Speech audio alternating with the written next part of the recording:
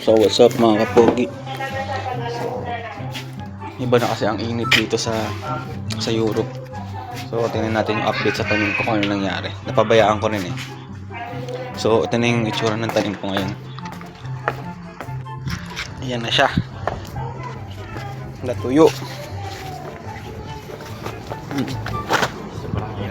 Sobrang init dito. Natuyo. Pero na-harvest na naman yung iba dyan. Kabila.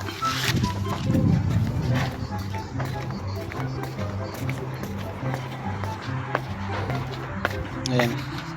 Sa sobrang init dito. Ano yung nangyari sa tanim namin. Ayan. Natuyo. Pero kasing init dito. Wala pang summer. Alas 8 pa lang ng umaga. Ito nakainit. So yun ay update natin sa tanim natin. So tanim na tayo ulit. So inom lang tayo ng tubig. Still hydrated. Just like that. Bye.